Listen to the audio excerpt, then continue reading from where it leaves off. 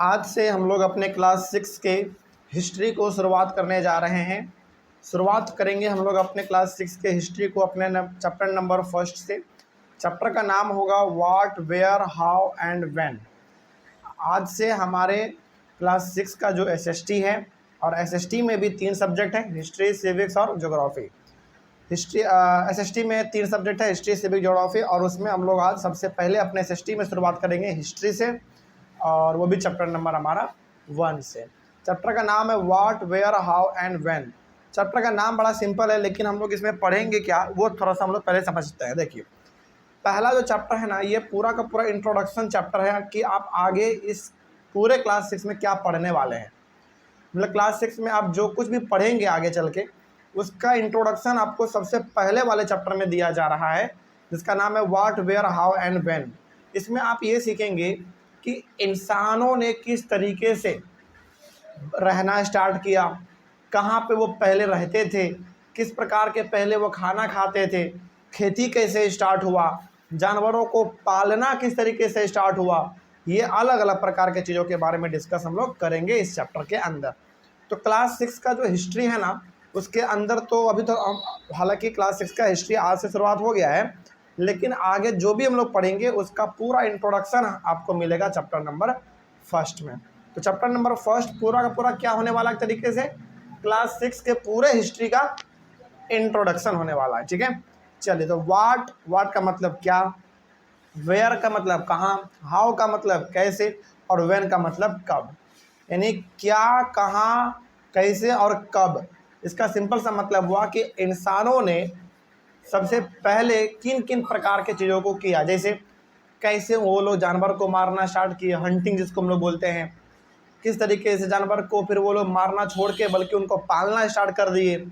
खेती बाड़ी किस तरीके से उन्होंने स्टार्ट किया, रहते कहाँ पे थे वो लोग, सब कुछ हम लोग इसमें डिस्कस करने वाले हैं। चलिए शुरुआत करते हैं हम लोग। सबसे पहले डिस्कस करेंगे हम लोग अपने फर्स्ट टॉपिक का। टॉपिक होगा हमारा व्हाट इज हिस्ट्री। देखिए, क्लास 6 का हम लोग आज से हिस्ट्री स्टार्ट करने जा रहे हैं, तो हम लोग बहुत ही बेसिक से चलेंगे। बेसिक से चलने का मतलब हुआ कि बिल्कुल जीरो से लेकर ऊपर तक हम लोग चलेंगे। तो सबसे पहले समझते हैं कि हिस्ट्री क्या होता है। ठीक है, समझते हैं कि आखिर हिस्ट्री क्या होता है। देखो, history is the study of the events that happen in the past in this sequences of occurrence. History का सिंपल सा मतलब होता है जो बीत गया। पास्ट का मतलब जो बीत गया, नहीं, पास्ट का मतलब जो बीत गया। प्रेजेंट का मतलब जो चल रहा है, फ्यूचर मतलब जो आने वाला है। तो हिस्ट्री का मतलब होता है सिंपल सा जो बीत गया, यानी कि पास्ट। जो भी चीज़ बीत गया वो हिस्ट्री बन गया। जैसे जो हो चुका है ना, जैसे कल आप कोचिंग आए थे तो वो हो गया आपका पास्ट, यानी कि वो हिस्ट्री बन गया। उसी तरीके से आज से बहुत समय पहले पृथ्वी पर डायनासोर रहा करता था, बीत गया वो समय, चला गया, वो पास्ट बन गया हमारा, तो वो हमारा क्या बन गया, एक हिस्ट्री बन गया। ठीक है, तो हिस्ट्री का मतलब ही होता है कि यदि आप अपने पास्ट के बारे में जानते हैं, जो बीत गया उसके बारे में यदि आप जानते हैं, उनके बारे में आप पढ़ते हैं, वही हमारा कहलाता है हिस्ट्री। ठीक है, कोई डाउट इसमें? आगे, it tells us about how early humans lived and progress over thousand of years. History हम लोगों को क्या बताता है? हिस्ट्री हम लोगों को ये बताता है कि आखिर किस तरीके से पुराने ज़माने के लोग रहते थे, अर्ली मैन कैसे रहते थे। अर्ली मैन का मतलब आज से बहुत समय पहले के लोग किस प्रकार से रहते थे। पहले लोग जंगलों में रहते थे, पहाड़ों पे रहते थे, गुफाओं में रहते थे। फिर उन लोगों का रहन सहन किस प्रकार का था, अपने बॉडी पे पत्ता लपेटते थे, वो लीफ बड़े बड़े प्लांट का। फिर उन लोगों ने अपने बॉडी के ऊपर जानवरों का खाल, यानी कि स्किन उन लोगों ने लपेटना चालू किया अपने बॉडी को ढकने के लिए। तो हिस्ट्री हम लोगों को इसलिए पढ़ना चाहिए ताकि ये पता चल सके कि पहले के लोग किस प्रकार से रहते थे, किस प्रकार से अपना जीवन चलाते थे।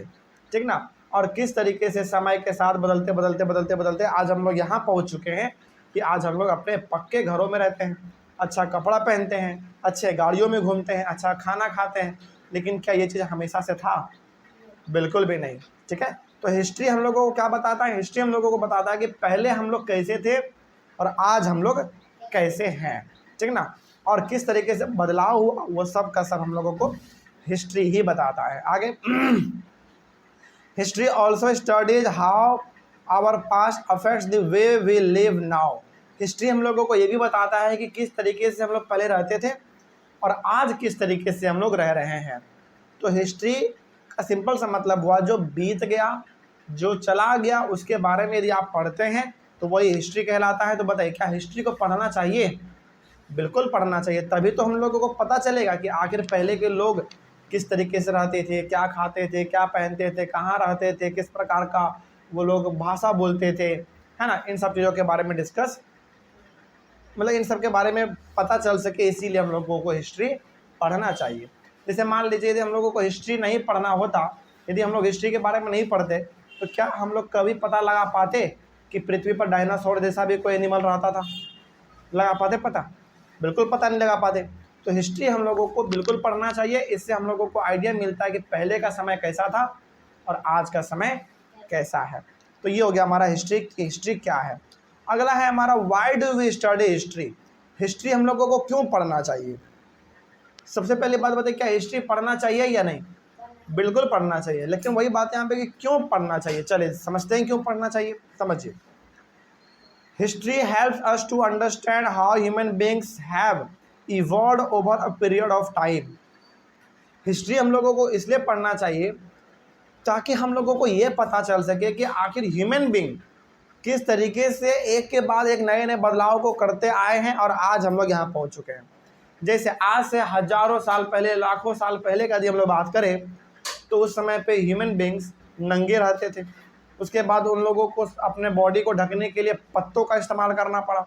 फिर और समय बदला तो उन लोगों ने अपने बॉडी को ढकने के लिए जानवरों को मार के उनका जो खाल होता है, स्किन, उसको उन्होंने लपेटना चालू किया। उसके बाद फिर कपड़ा धीरे धीरे इंट्रोड्यूस हुआ, कपड़ा हमारे सामने आया, तब वो लोग कपड़ा पहनने लग गए। उसी तरीके से पहले हम लोग दूर दूर तक पैदल जाते थे, फिर हम लोगों ने जानवरों का इस्तेमाल किया, फिर हमारे पास साइकिल आया, मोटरसाइकिल, आज तो हम लोग एरोप्लेन तक पे चीज़ों पे घूम ले रहे हैं। तो हिस्ट्री हम लोगों को इसलिए पढ़ना चाहिए ताकि हम लोगों को ये पता चल सके कि ह्यूमन बीइंग्स किस तरीके से डेवलप किया है समय के साथ। पहले हम लोगों का स्थिति कुछ और था, आज हम लोगों का स्थिति कुछ और है। तो हिस्ट्री क्यों पढ़ना चाहिए? ताकि हम लोगों को ये पता चल सके कि पहले हम लोग कैसे रहते थे, पहले हम लोगों को क्या कंडीशन था और आज हम लोग कैसे रह रहे हैं और आज हमारा कंडीशन क्या है।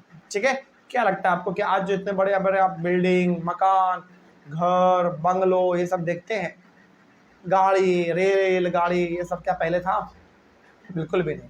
तो हिस्ट्री हम लोगों को बिल्कुल पढ़ना चाहिए ताकि हम लोगों को पास्ट के बारे में पता चल सके। It tells us how humans discovered and invented various things. For example, how humans evolved from living in caves to reaching the moon.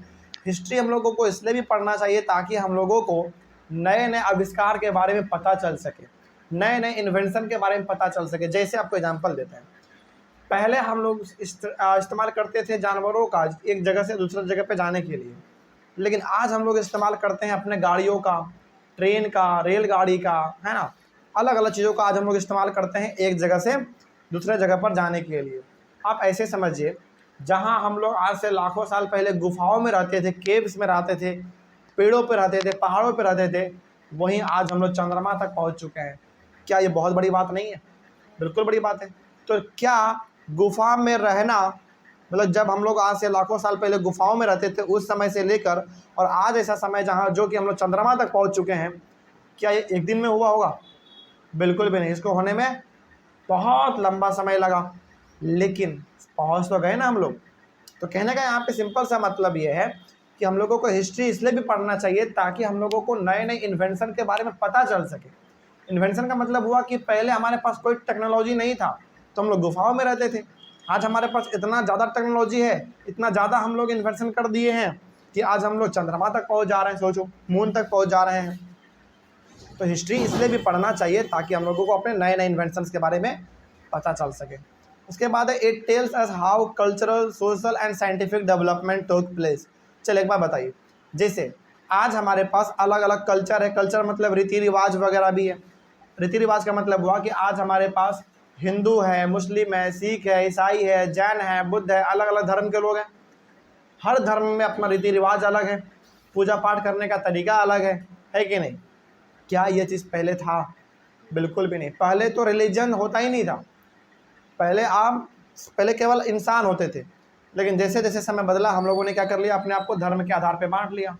हाँ भैया, तुम हिंदू हो, मुस्लिम हो, सिख हो, ईसाई हो, इस प्रकार से हम लोगों ने बांट लिया। तो आज हर रिलीजन का, हर धर्म का आप देखोगे कि रीति रिवाज अपना अलग है, फेस्टिवल अपना अलग है। ये चीज़ हम लोगों के पास आज है, लेकिन क्या पहले था?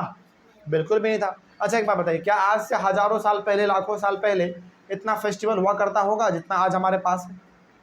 बिल्कुल भी नहीं। तो उस समय पर फेस्टिवल भी कम था, रीति रिवाज भी कम था, लेकिन आज हमारे पास सब कुछ ज़्यादा है, बहुत ज़्यादा है। तो हम लोगों को हिस्ट्री ये भी बताता है कि किस प्रकार से कल्चर हम लोग का बदला। कल्चर मतलब रीति रिवाज कैसे बदला, सोशल मतलब समाज में किस तरीके से लोग, अलग अलग प्रकार के लोग रहने लग गए।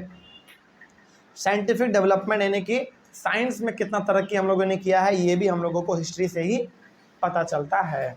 आप ऐसे समझिए, जहाँ हम लोग गुफाओं में रहते थे और आज हम लोग चंद्रमा तक पहुँच गए हैं, क्या ये साइंटिफिक डेवलपमेंट का बात नहीं हो रहा है? बिल्कुल हो रहा है, मतलब कि तरक्की बहुत ज़्यादा हुआ है। उसके बाद it tells us how people explore the world by travelling over thousands of kilometres on land and on water without any maps और नेविगेशनल टूल्स।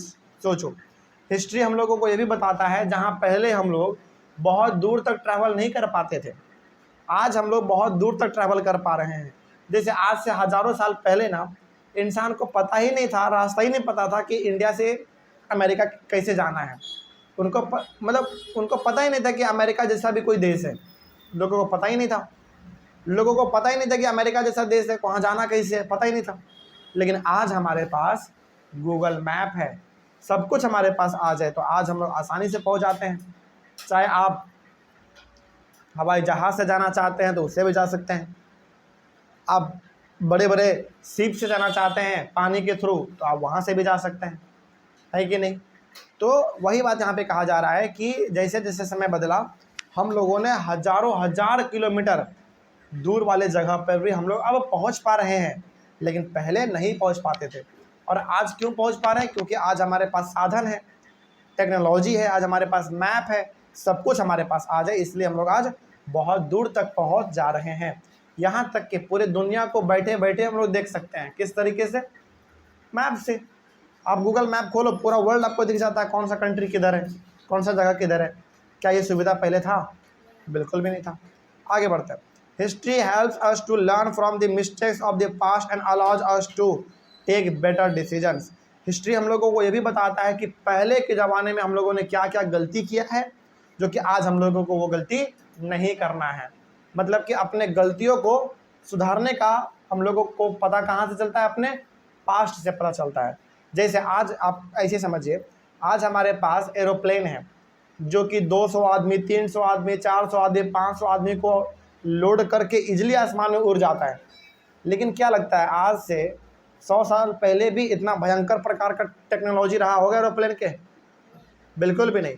बहुत सारे मिस्टेक किए गए होंगे, बहुत सारे प्लेन क्रैश भी हुए होंगे उस समय पर, बहुत सारे लोग भी मारे गए होंगे। तो कहने का यहाँ पे सिंपल सा मतलब ये है कि पास्ट में जो हम लोगों से मिस्टेक हो गया, जो गलती हो गया, उसको हम लोग सुधार लेते हैं। और सुधारने का कैसे पता चलता है कि गलती हुआ है? पास्ट से पता चलता है हम लोगों को। जो हम लोगों ने पहले गलती किया है वो गलती ना हो सके, इसका हम लोग कोशिश करते हैं। तो पास्ट यानी कि हिस्ट्री हमको बताता है कि पहले के समय में जो गलती हुआ वो आपको गलती अब नहीं करना है, ठीक है ना? तो इसलिए हम लोगों को हिस्ट्री पढ़ना चाहिए। हिस्ट्री बहुत इंपॉर्टेंट चीज़ है। यहाँ तक तो कोई दिक्कत नहीं है। चलिए अगला टॉपिक हम लोग डिस्कस करेंगे BC एंड AD। बहुत आप हिस्ट्री, चूँकि आपका जो रियल हिस्ट्री है ना वो क्लास 6 से स्टार्ट हो रहा है, तो उसमें ना BC, AD, BCE, CE ये 4 ऐसे टर्म आपको बहुत मिलेगा, बड़ा कंफ्यूज करेगा। हाँ, तो उसमें हम लोग डिस्कस करेंगे कि आखिर BC क्या होता है, AD क्या होता है, इन सब के बारे में डिस्कस करेंगे, लेकिन अगले क्लास से। पहले thank you very much. Next discuss करेंगे हम लोग BC एंड AD। ध्यान रखिएगा, हिस्ट्री में ना 4 ऐसे टर्म हैं जो कि आपको बहुत ज़्यादा मिलेगा डेट को याद रखने के लिए, ठीक है ना? हिस्ट्री में डेट बहुत इंपॉर्टेंट होता है। डेट से हम लोगों को पता चलता है कि कौन सा घटना कब घटा था, यानी कि कौन सा चीज़ कब हुआ था, इसलिए डेट को याद रखना थोड़ा सा हिस्ट्री में ज़्यादा इंपॉर्टेंट हो जाता है। और डेट को जब जब आप पढ़ोगे उसमें 4 इंपॉर्टेंट टर्म मिलेंगे। पहला BC है और दूसरा है AD, दूसरा और कौन है? दूसरा है हमारा BCE एंड CE। ये दोनों आसान होता है, बस समझना आपको ये दोनों है, ये दोनों समझ में आ जाएगा तो बाकी दोनों भी समझ में आ जाएगा। तो ध्यान से समझिएगा कि BC होता क्या है। देखो BC और AD, BC and AD are terms used to measure time.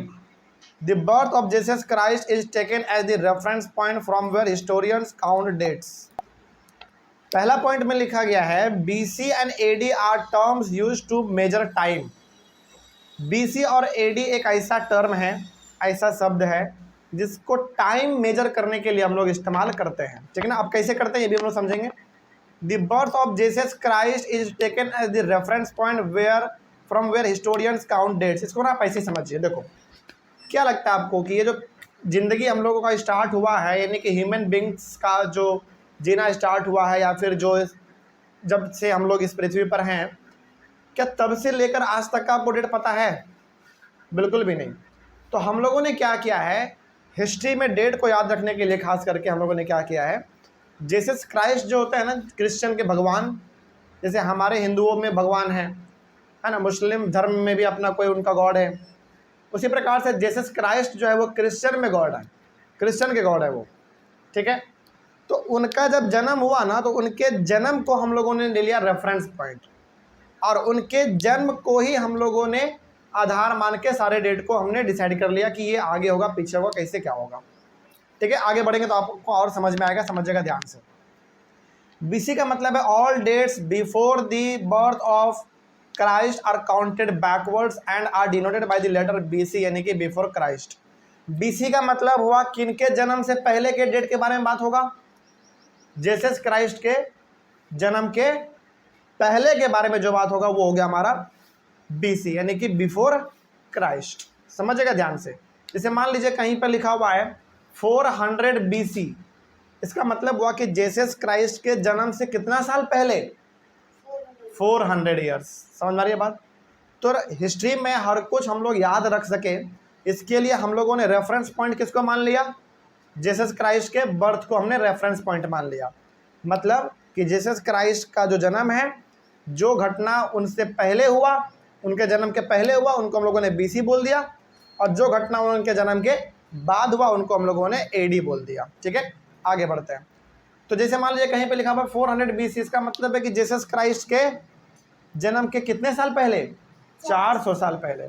और जीसस क्राइस्ट कौन है, क्रिश्चियन के गॉड है, ओके, जो उन लोग उनको मानते हैं, पूजा उनका करते हैं। AD का मतलब होता है एनो डोमिनी।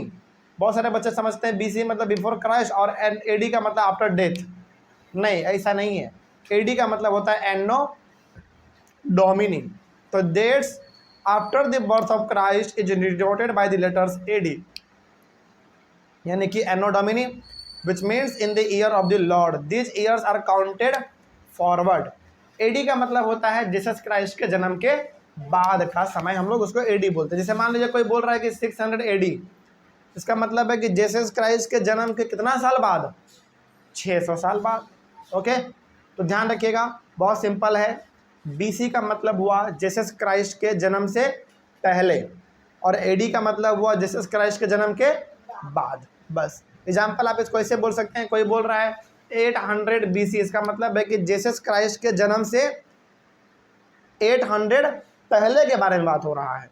उसी प्रकार से कोई बोल दिया 800 AD, इसका मतलब है कि जीसस क्राइस्ट के जन्म के 800 साल के नहीं, बाद का बात कर रहा है। AD का बात हुआ ना, तो AD हमेशा बाद का बात होगा, उनके जन्म के बाद, और BC मतलब जन्म के पहले। कोई डाउट इसमें? चलिए आगे बढ़ते हैं। ये हो गया हमारा BC और AD। यदि आपने BC और AD समझ लिया तो सेम चीज़ है BCE और CE। अब समझो ध्यान से, यहाँ पे जो आपने BC समझा ना, जस्ट BC के बदले हम लोग बोल देते हैं BCE, और AD को आपने जो समझा उसके बदले बोल देते हैं CE। दोनों का मतलब सेम रहेगा फिर से, लेकिन एक बार फिर से समझ लेते हैं इसमें क्या लिखा हुआ है। Nowadays historians prefer to use the terms BCE and CE instead of BC and AD। लेकिन आज के जो बड़े बड़े हिस्टोरियन हैं, यानी कि जो इतिहासकार हैं, जो हिस्ट्री को लिखते हैं, ज़्यादातर पढ़ते हैं, उसके बारे में रिसर्च करते हैं, वो लोग आज BC और AD वर्ड इस्तेमाल नहीं करते हैं, बल्कि BC के जगह पर BCE इस्तेमाल करते हैं, और AD के जगह पर CE इस्तेमाल करते हैं, ठीक है, ध्यान रखिएगा। लेकिन है दोनों क्या, सेम ही चीज़ है। BCE stands for before common era and CE stands for common era. ध्यान रखिएगा, BCE है हमारा बिफोर कॉमन एरा कहलाता है इसका फुल फॉर्म, और CE का फुल फॉर्म है केवल कॉमन एरा। बस बात एक सेम कहेगा। BCE का मतलब हो गया जीसस क्राइस्ट के जन्म के पहले, और CE का मतलब हो गया जीसस क्राइस्ट के जन्म के बाद। बस कहने का मतलब सेम है, बस यहाँ पे टर्म अलग कर दिया है बस। To calculate the difference between dates in BCE and CE we add both the years, it tell us how many years were there between this two years. मतलब यदि आपको पता करना हो कि कितने साल के बीच का अंतर है, जैसे मान लो कोई घटना आज हुआ, वही घटना आज से 1000 साल बाद हो गया, तो कितने समय के बाद हुआ, यदि आपको कैलकुलेट करना हो तो कैसे करेंगे, चलिए एक एग्जांपल लेके समझते हैं। आपके सामने एक एग्जांपल है। For example, let us suppose an incident occurred in 1500 BCE। मान लीजिए कोई एक घटना है जो कि 1500 BCE में घटा था। इसका मतलब है कि जीसस क्राइस्ट के जन्म से कितना साल पहले, 1500 साल पहले कोई घटना घटा है, ठीक है। And a similar incident occurred in 1200 CE, और वही सेम घटना दोबारा कब घटा है, 1200 CE में, यानी कि 1200 साल जीसस क्राइस्ट के जन्म के बाद वो घटना फिर से घट गया। समझिएगा, बड़ा अच्छा एग्जांपल यहाँ पे दिया गया है। मतलब एक घटना है जो कि 1500 BCE में घटा था, यानी कि जीसस क्राइस्ट के जन्म से 1500 साल पहले कोई घटना घटा था, और वही घटना सेम घटना 1200 CE में घटा है। इसका मतलब कि 1200 साल बाद घटा है। किसके बाद, जीसस क्राइस्ट के जन्म के बाद घटा है। To calculate the time when the event repeated we have to simply add 1500 of BCE and 1200 of CE, and we know that the incidents occurred 2700 years apart। इसका मतलब हुआ कि दोनों ईयर्स को हम लोग जोड़ देंगे, जो आंसर आएगा वो आंसर हमको ये बताएगा कि इतने साल के बाद वो इंसिडेंट दोबारा रिपीट हुआ। तो पहला घटना कब घटा था बताओ, 1500 साल जीसस क्राइस्ट के जन्म से पहले, और वही सेम घटना कब घटा, 1200 साल बाद जीसस क्राइस्ट के जन्म के बाद। तो अब यदि कोई पूछे कि बताइए यही सेम घटना को घटने में टोटल कितने साल का समय लग गया, तो सिंपली आप दोनों को जोड़ देंगे। कितना साल आएगा, 2700 साल आया। इसका मतलब है कि 2700 साल के बाद ये घटना दोबारा घटा है। याद रहेगा, तो सिंपल सा ध्यान रखिएगा, BC मतलब जीसस क्राइस्ट के जन्म के पहले के समय के बारे में बात होगा। BC के जगह पर हम लोग एक नया वर्ड क्या इस्तेमाल करते हैं आजकल, BCE। ओके, पहला पॉइंट। दूसरा पॉइंट, AD का मतलब होता है एनो डोमिनी, ये होता है जीसस क्राइस्ट के जन्म के बाद, और इसके जगह पे जो हम लोग आज वर्ड इस्तेमाल करते हैं वो हो गया हमारा CE। बस मतलब सेम है, लिखने का तरीका बस अलग है, ठीक है। चलिए, ये हो गया हमारा टॉपिक खत्म। नेक्स्ट टॉपिक करेंगे हम लोग, वेयर डिड पीपल लिव। यहाँ से हम लोग अपने अगले वाले क्लास में स्टार्ट करेंगे। तब तक के लिए thank you very much. Next topic discuss करेंगे हम लोग, वेयर डिड पीपल लिव। इसके पहले तक हम लोगों ने अपने इस चैप्टर में डिफरेंस समझा था कि BC और AD क्या होता है। उसके थोड़ा और पहले बात करें तो हम लोग अपने चैप्टर को स्टार्ट कर चुके थे, जिसके अंदर हम लोग समझ चुके थे कि हिस्ट्री क्या होता है, हिस्ट्री हम लोगों को क्यों पढ़ना चाहिए, ये सब कुछ हम लोग जान चुके हैं, ठीक है। उसके बाद हम लोग डिस्कस किए थे कि BC और AD क्या होता है। हमने बोला था आपको कि हिस्ट्री में जो डेट होगा वो हमेशा या तो BC और AD के साथ लिखा हुआ रहेगा, यदि इन दोनों के साथ लिखा हुआ नहीं है तो फिर BCE या फिर CE के साथ लिखा हुआ रहेगा। तो ये चार ऐसे इंपॉर्टेंट टर्म हैं जो कि डेट को लिखने का तरीका होता है हिस्ट्री में, ठीक है। यहाँ तक हम लोग डिस्कस कर चुके थे। टॉपिक को आगे बढ़ाएंगे और एक नए टॉपिक को आज डिस्कस करेंगे। टॉपिक का नाम होगा वेयर डिड पीपल लिव। इसमें हम लोग ये जानेंगे कि आखिर पहले ज़माने के लोग का मतलब बहुत पुराने लोग, आज से बहुत समय पहले के लोग कहाँ पे रहना ज़्यादा पसंद करते थे, ठीक है ना। जैसे आज हमारे पास क्या है कि आज तो लोग कहीं पे भी रह रहे हैं, आज लोग पहाड़ों पे भी रह रहे हैं, प्लेन जगह पर भी रह रहा है, जंगलों में भी रह रहे हैं, यहाँ तक कि रेगिस्तान यानी कि राजस्थान जैसे इलाका में भी लोग रह रहा है ना। आज लगभग हर जगह पे लोग रह रहे हैं। लेकिन आज से बहुत समय पहले, हजारों साल पहले, लाखों साल पहले, लोगों का फेवरेट जगह क्या हुआ करता था रहने का, है ना? लोग सबसे ज़्यादा कहाँ पर पाए जाते थे? क्या लगता है आपको कि आज से लाखों साल पहले इसी प्रकार से लोग रहते होंगे जिस प्रकार से लोग आज रहते हैं, जहाँ मन तहाँ? बिल्कुल भी नहीं। पहले क्या होता था ना, लोगों का ग्रुप होता था कि लोग केवल उधर ही रहते थे, बाकी सारे जगह खाली रहता था। मतलब पहले के ज़माने में लोगों का रहना हर जगह पर नहीं होता था, वो सब एक जगह पर रहते थे, ग्रुप में रहते थे, क्योंकि जनसंख्या भी कम था, पॉपुलेशन कम था। लेकिन आज क्या है, पॉपुलेशन इतना ज़्यादा है कि आप जहाँ जाओ वहाँ लोग मिल जाता है, हर कोने में लोग मिल जा रहे हैं, है कि नहीं? चलिए आगे बढ़ते हैं। तो हम लोग वही इसमें डिस्कस करेंगे कि वेयर डिड पीपल लिव, पहले के समय में लोग ज़्यादातर रहना कहाँ पर पसंद करते थे, या फिर पहले के लोग कहाँ पर रहते थे ज़्यादातर, उसी के बारे में डिस्कस करेंगे। तो सबसे पहले हम लोग पढ़ेंगे नर्मदा रिवर। नर्मदा नदी का नाम आप लोग सुने होंगे, बड़ा फेमस नदी है, पहले भी था और आज भी है। People have lived along the banks of Narmada river for several 100,000 years. यानी कि नर्मदा नदी जो है, इन नदी के किनारे में, नर्मदा नदी जो इनके किनारे में पहले के लोग हजारों हजार साल उसके किनारे रहे हैं। अच्छा, अब आपके मन में सवाल आ रहा होगा कि सर नदी के बगल में ही वो लोग क्यों रहते थे, क्या और कहीं पे नहीं रहते थे? बिल्कुल, सबसे बड़ा रीज़न जो है वो ये है कि नदी के बगल में रहने का सबसे बड़ा रीज़न है पानी का समस्या ना हो।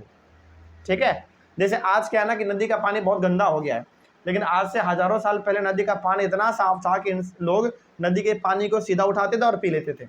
आप आज यदि आप ऐसा करोगे तो तुरंत बीमार पड़ जाओगे। बिल्कुल, क्योंकि गंदा पानी रहता है ना आज के ज़माने में। तो पहले के ज़माने में लोग सबसे ज़्यादा पसंद करते थे रहना कहाँ पे? नर्मदा नदी के बगल में। समझ रही है बात? रीजन पूछे क्यों? इसलिए क्योंकि वहाँ पे पानी का कोई समस्या था ही नहीं। ठीक ना, आगे बढ़ते हैं। The earliest people who lived here were skilled gatherers, that is people who gathered their food. यहाँ तक के जो लोग नर्मदा नदी के बगल में रहते थे, पानी का समस्या इन लोगों को कभी होता ही नहीं था, क्योंकि नदी बगल में था। दूसरा चीज, ये लोग मतलब गैदरिंग ये लोग करना जानते थे। गैदरिंग का मतलब होता है चीज़ों को अलग अलग जगह से इकट्ठा करके लाना और फिर उसको बैठ के आराम से परिवार के साथ खाना। हाँ, जैसे होता क्या था ना कि जैसे पहले के लोग, जैसे देखो जो लोग नर्मदा नदी के बगल में रह रहे हैं, पहला बात तो पानी का कोई कमी है नहीं उनको। दूसरा बात, कमी किस चीज़ का है? फिर खाना का। और खाना का भी एक्चुअली ये लोग जुगाड़ कैसे करते थे पता है? जंगल, हाँ, नदी के बगल में जंगल हुआ करता था, उस जंगल में जाते थे जहाँ पे पेड़ पे उनको फल फूल सब्जी ये सब मिल गया, हाँ, जानवर वगैरह मार के लाते थे और फिर अपना पेट भर के खाते थे इस तरीके से। हाँ बिल्कुल। और कई बार तो नदी में पानी पीने के लिए आते थे जानवर, तो लोग वहीं पे उसको मार देते थे और अपना पेट भर लेते थे। तो ये लोग स्किल्ड गैदरर होते थे। स्किल्ड गैदरर का मतलब हो गया कि इनको शिकार करना अच्छे तरीके से आता था। ठीक है, आगे। They knew about the vast wealth of plants in the surrounding forest and collect fruits and other forest produce for their food. इन लोगों को जंगलों का सबसे अच्छा नॉलेज होता था। पुराने ज़माने के जो लोग थे जो कि नर्मदा नदी के बगल में रहते थे, इनको जंगलों का बहुत अच्छा खासा नॉलेज होता था। नॉलेज इसलिए होता था क्योंकि ये लोग रहते ही थे जंगलों के अंदर। इनको पता था कि कौन से पेड़ पे कौन सा फल उगता है, हाँ, कौन से पेड़ किस बीमारी में काम आएगा, किस चीज़ को किस चीज़ के लिए इस्तेमाल करना है, ये सब इन लोगों को अच्छी तरीके से पता होता था।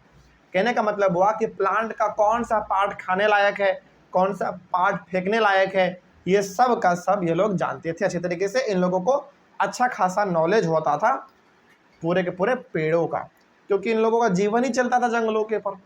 ठीक है ना, आगे बढ़ते हैं। तो ये लोग फ्रूट्स, रूट्स यानी कि जड़ तक, बहुत सारे ऐसे प्लांट होते हैं जिनके जड़ को भी लोग खा लेते हैं, है ना। तो इनको अच्छा नॉलेज होता था कि किसको खाना चाहिए और किसको नहीं खाना चाहिए। ठीक है, आगे। दे ऑल्सो हंटेड एनिमल्स, और वो लोग जानवरों का भी शिकार करते थे। जानवरों का शिकार क्यों करते थे? खाने के लिए, सिंपल सी बात है। ठीक ना, आगे बढ़ते हैं। तो पहला हो गया नर्मदा नदी के बगल में लोग रहने का ज़्यादा प्रयास करते थे। अगला है Sulaiman and Kirthar hills to the north west. अब ये नॉर्थ वेस्ट किधर पड़ता है? देखो, आप सबसे पहले जाओ नॉर्थ इंडिया और नॉर्थ में जाके आप वेस्ट की ओर चले जाओ। इसका मतलब आप बोल सकते हैं कि पंजाब हो गया आपका, फिर से हरियाणा हो गया, राजस्थान हो गया, राजस्थान का ऊपर वाला हिस्सा है ना, उसके बाद फिर जम्मू कश्मीर का वेस्ट वाला हिस्सा जो कि पाकिस्तान की तरफ पड़ता है ना, मतलब जो जैसे पंजाब हो गया, जम्मू कश्मीर का पाकिस्तान के साइड जो हिस्सा है वो हो गया, फिर से राजस्थान हो गया, राजस्थान का वेस्ट वाला हिस्सा जो कि पाकिस्तान के बगल में पड़ रहा है उधर का, ये सब हिस्सों में लोग उस समय पे रहना पसंद करते थे। हाँ, राजस्थान के जस्ट बगल में पाकिस्तान पड़ता है। चलिए टॉपिक पे आते हैं। इसमें लिखा हुआ है women and man first began to grow crops as wheat and barley about 8,000 years ago. वहाँ पे महिलाएं, बच्चे, पुरुष, इन सब ने पहली बार व्हीट और बार्ली का खेती किया। कब? आज से 8,000 साल पहले। समझिएगा ध्यान से, मतलब सुलेमान और किरतहार हिल्स ये बेसिकली पहाड़ी इलाका है जो कि नॉर्थ वेस्ट हिस्सा में पड़ता है हमारा। नॉर्थ वेस्ट का हिस्सा का मतलब हो गया पंजाब का साइड हो गया, फिर से जम्मू कश्मीर का वेस्ट वाला हिस्सा हो गया इधर, ठीक ना। तो यहाँ ये बेसिकली पहाड़ी इलाका है, किरतहार हो गया, सुलेमान हो गया, ये सब पहाड़ी इलाका है, ठीक ना। यहाँ पे पहली बार लोगों ने व्हीट और बार्ली का खेती किया। कितने साल पहले? आज से 8,000 यानी कि 8,000 ईयर्स अगो यहाँ पे पहली बार इन लोगों ने खेती किया। People also began rearing animals like sheep, goat and cattle and lived in villages. और यहाँ के लोगों ने पहली बार जानवरों को पालना भी स्टार्ट किया। इससे पहले लोग जानवर को नहीं पालते थे, जानवर को बस मारते थे और खा लेते थे। लेकिन इनको अब लगने लगा था धीरे धीरे इन लोगों को कि यदि, हाँ बिल्कुल सही बात है, इन लोगों को लगने लगा था कि यदि जानवरों को लगातार मार के खाते जाएंगे तो एक समय पे तो सारा खत्म हो जाएगा। फिर इन लोगों ने जानवरों को पालना स्टार्ट किया। हाँ, अब इनसे क्या हुआ, जानवरों का संख्या कभी घटा नहीं, और दूसरा बात, इनको जो भोजन के लिए चाहिए था ये हमेशा इनको मिल जाता था, है ना। तो अब यहाँ पे सेकेंड जो बात है वो ये कि सुलेमान और किरतहार हिल्स के अंदर भी लोग क्यों रहना चाहते थे? इसलिए रहना चाहते थे क्योंकि पहली बार यहाँ पे खेती बाड़ी स्टार्ट हुआ था व्हीट का, बार्ले का, और दूसरी बात कि पहली बार लोगों ने यहाँ पे जानवरों को पालना भी स्टार्ट किया था। तो अब देखो, लोगों को जहाँ पे खाने पीने का सामान मिलेगा वहीं पे लोग रहना पसंद करेंगे ना, है कि नहीं? इसीलिए लोग यहाँ पे रहना पसंद करते थे। अगला है Garo hills to the north east and the Vindhyas in central India.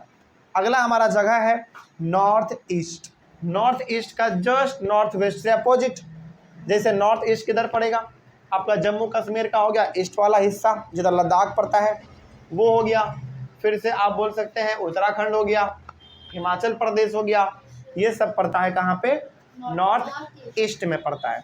और विंध्याज कहाँ पे पड़ता है? Central India. सेंट्रल इंडिया का मतलब हुआ मध्य प्रदेश। यदि आप अपने इंडिया का मैप उठा के देखेंगे ना तो इंडिया के बिल्कुल बीचों बीच कौन सा स्टेट है? मध्य प्रदेश है।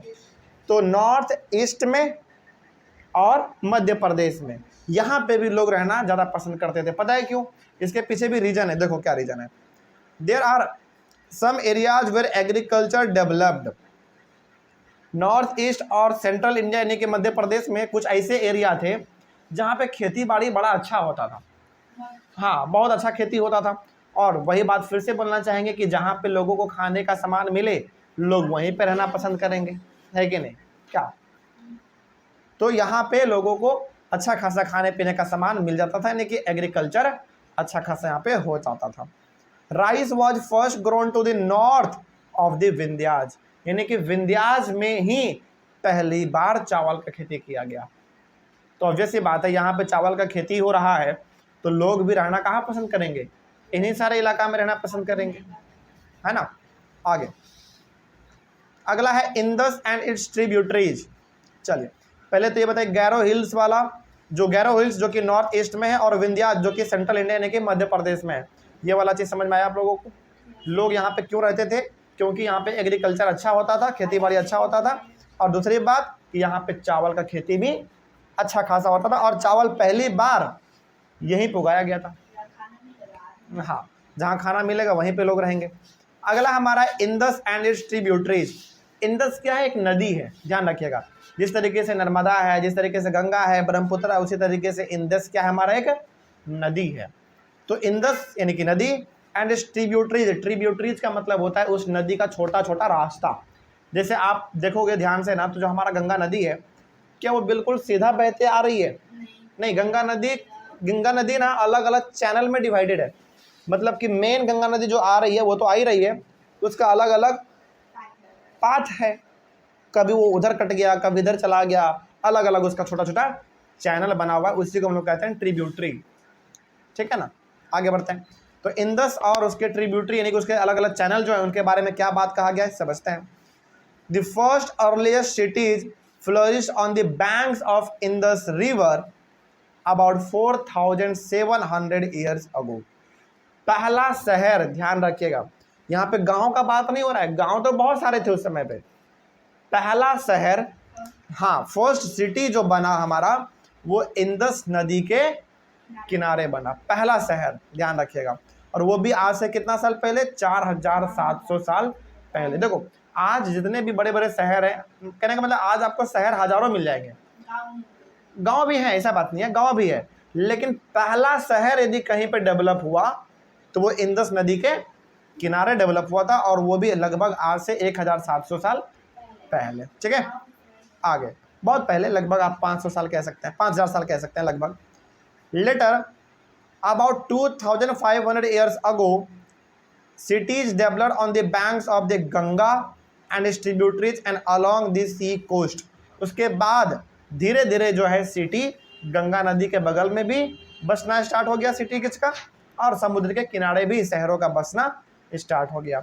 अच्छा, आप यहाँ पे ना एक चीज़ गौर कर पा रहे होंगे कि चाहे बात नर्मदा का हो, चाहे बात गंगा का हो, या फिर इंदस नदी का हो, यहाँ पे लोग ज़्यादा रहना पसंद कर रहे हैं। क्यों कर रहे हैं? क्योंकि सबसे बड़ा बेनिफिट किस चीज़ का है? पानी का। सबसे बड़ा बेनिफिट पानी का है। लोगों को ज़्यादा दूर ट्रैवल ना करना पड़े पानी के लिए, इसीलिए लोग नदी के बगल में ज़्यादा रहना पसंद करते थे।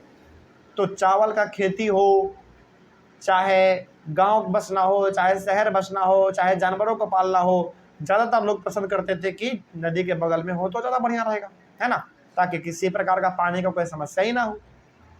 ठीक है, आगे बढ़ते हैं। लास्ट है 5वां नंबर में, the Ganga and its tributary called the Son. Ganga हमारा एक नदी है और उसके ट्रिब्यूटरी को कहा जाता है सन। सन कहा जाता है, SON, सन। मतलब आप इसको ऐसे मानिए, गंगा एक मेन नदी है, ओके, उसका जो अलग अलग चैनल बना हुआ है, यानी कि अलग अलग पाथ जो बना हुआ है, वो उसको हम लोग क्या देते हैं? ट्रिब्यूटरी, या फिर आप उसको सन बोल सकते हैं, दोनों सही है।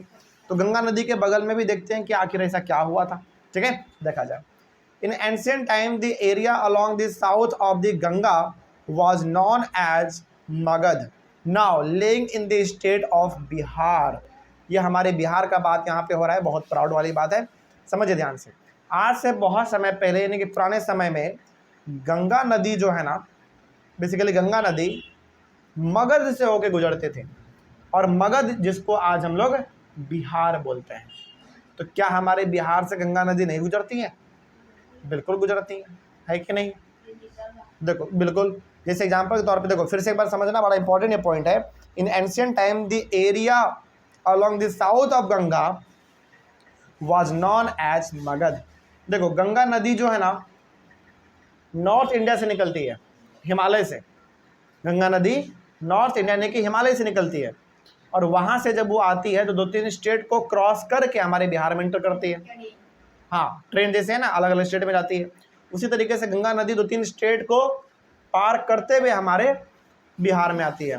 तो इस हिसाब से बिहार हमारा पड़ जाता है गंगा नदी के लिए साउथ में। मतलब कि गंगा नदी के हिसाब से देखा जाए तो हमारा बिहार पड़ जाता है साउथ में। तो इसको हम लोग पहले बोलते थे मगध, और यही मगध आज हमारा कहलाता है बिहार। ठीक है ना, ध्यान रखिएगा कि मगध में गंगा नदी का एक बहुत बड़ा हिस्सा पास करता है, यानी कि बिहार से गंगा नदी का एक बहुत बड़ा हिस्सा पास करता है, फिर वो जाता है झारखंड में। ठीक है, झारखंड के बाद फिर बंगाल में, और फिर बंगाल में जाके बे ऑफ बंगाल में मिल जाती है समुद्र में। ठीक है, ध्यान रखेंगे इस बात को। Its rulers were very powerful and set up a large kingdom.